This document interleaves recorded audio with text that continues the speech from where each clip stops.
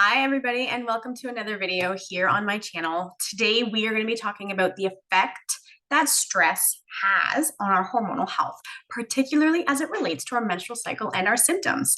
My name is Jenn J. I'm an advanced holistic nutritionist and women's hormone health coach.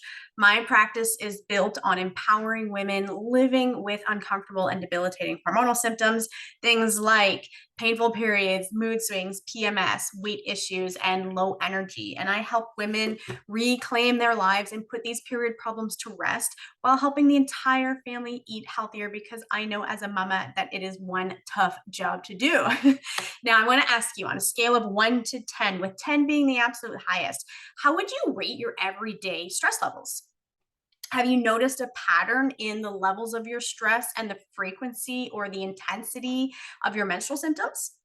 And maybe your PMS seems a little much these days, right? Maybe your periods have become irregular, or you just can't seem to stop eating. Those you've got those, period munchies, whatever the case is. So, believe it or not, there's actually a really strong connection between our body's stress response and the health of our menstrual cycle. And a lot of women don't actually understand this, or even recognize that connection. In fact, for myself personally, I learned the hard way when I let my type A workaholic personality get the best of me at a time when my hormones were already having a really tough time regulating. So I started experiencing rapid weight gain. I had extreme fatigue. I had irregular periods. I had extremely painful period pains as well. And my PMS mood swings could literally or like easily knock out anyone in the room with just a look. It was awful. It was so uncomfortable, actually. It was really embarrassing for me at one point. And the thing is that I know that I'm not alone. I see this all the time in my nutrition practice. Women who are too burnt out to function, but somehow they keep going every day. They're anxious, they're snappy, their periods have become a real source of problems for them. And so learning how to take time out for yourself is so important, so important. And you can actually learn more about how to do that by clicking on the info pop up here on the screen. I'm going to just put a little link here. You can click on that and you'll be able to see a quick video on how to take time out for yourself in order to help sort of start to facilitate some of the changes we're going to talk about here today. So let's really talk about how stress and our menstrual cycles actually work together, all right? So the first thing to note is that there are four categories of stress. So one is perceived stress, things like relationships, work, burnout, overscheduling, family, our finances, emergencies, that sort of thing, right? Then we have glycemic dysregulation. And this is typically related to our diet choices, but it can also be genetic in nature. Our third source would be inflammatory stress. And so these are things like allergies, autoimmune diseases, digestive issues. These are sort of things going on in the body. And then the fourth one would be the circadian stress. And circadian relates to our circadian rhythm of our sleep and wake cycle, right? So this is often related to things like sleep issues, poor sleep hygiene, shift work, being a new mom, or having young children. And so these are sort of those four categories of stress levels, okay? Now, the interesting thing about all four of them is that biologically, our body actually responds relatively the same way to all of them. So, we first have this release of cortisol from our adrenal glands that's actually supposed to help us react to our stressors and sort of survive through that stress response. But this release doesn't necessarily differentiate between the sources of stress. So, for example, our body responds chemically the exact same way if we were being chased by a bear as it does if you can't find your car keys and you're late for work, right? So two totally different situations. One is actually life or death, and one is a more mundane everyday stressor, and yet our body still chemically responds relatively the same way between both. And if we don't intentionally recover and de-escalate from that cortisol release, then it actually continues to hormonally build up in our bodies. So It's additive and it's cumulative. So we'll constantly have these layers of stress hormone being built up in the body. Secondly, when our adrenals are continuously pumping out cortisol, they can actually burn out and not be able to keep up with that process. So we tend to see our body draw on nutrient stores and reserves to keep up, right? And we see this sort of thing also. In our secondary survival organs, we'll see that these organs start to shut down or work less efficiently. Things like digestion, our sleep cycles, our menstrual cycles, those are all tightly related. For example, if our body perceives us to be in a life or death situation, why would we need to ovulate and create another human being if our environment is perceived to be unsafe, right? So these types of secondary organs and systems begin to shut down or work less efficiently, not just because of that perceived stress, but also because our body is now drawing on nutrient reserves that are required in order for these systems to work efficiently. So even though each organ and system in our body has its own functions, many of them rely on the success or the functioning of other systems in the body. So we really can't have some organ systems without the others. So when we tend to see, this combination of adrenal burnout, nutrient reserve drawing, and then organ deficiencies, they all really contribute to our menstrual cycle dysregulation.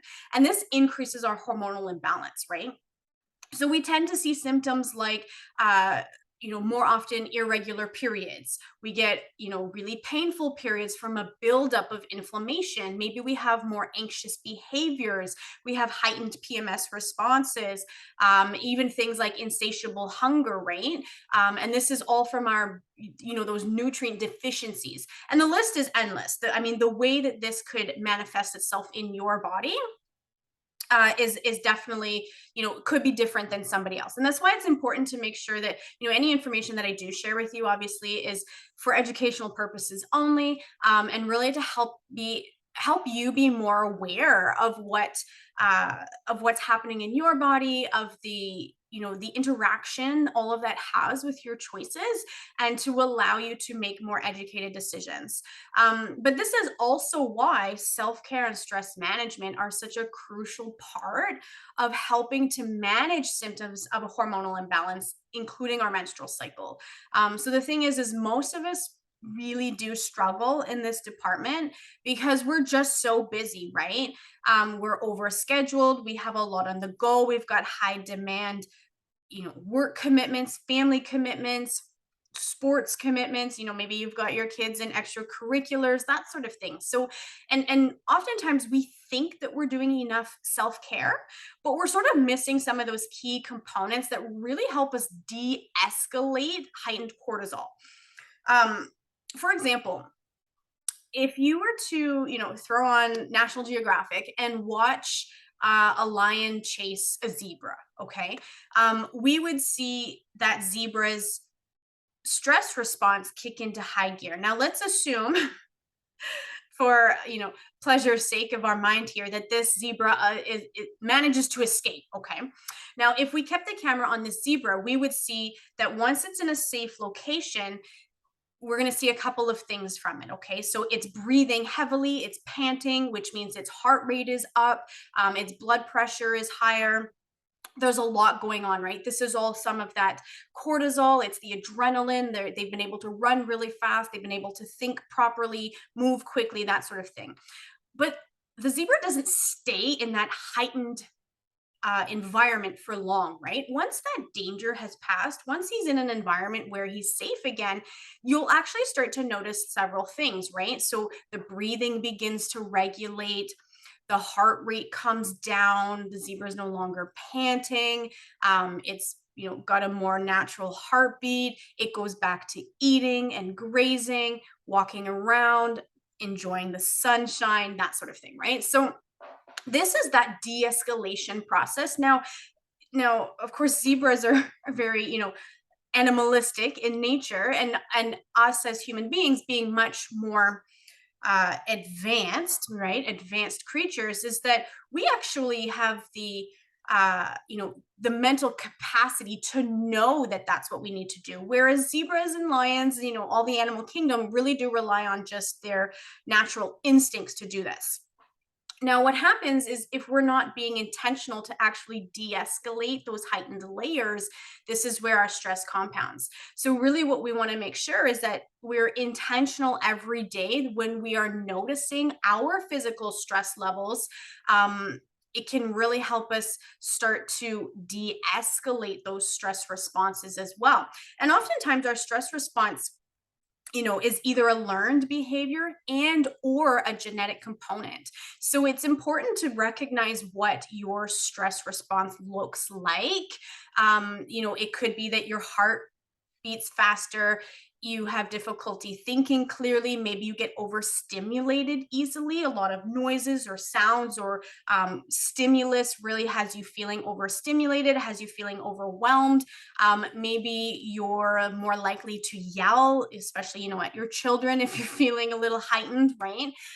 Maybe you notice your cheeks flush, that sort of thing. So noticing what your specific stress response looks like and feels like allows you to start to de-escalate those layers in order to lower that response. All right. So what you'll notice is as you become more intentional doing that, then you'll actually notice small improvements in your menstrual cycle month over month as your body begins to rebuild those nutrient stores that it was drawing on and then learn healthier coping mechanisms. So it's not an overnight process, of course. No health journey really is. But you will see significant improvement over time by implementing some of these really great strategies. So what I'm going to do here is I'm actually going to link here in the video somewhere some other short videos that I've done on how to actually start to implement those strategies, different types of strategies and different reasons why and how it's interacting with your body to help you de-escalate those layers of stress and have a healthier coping mechanism and a healthier menstrual cycle in general, right? So learning more about the importance of adding self-care and how to really do it with ease. So I'm going to link that here in the video for you. And I'll also link it in the description as well. I hope this one was helpful for you. Be sure to hit that subscribe button so you're notified when my next video comes up. And in the meantime, have yourself a wonderful day and thanks so much for watching. Bye.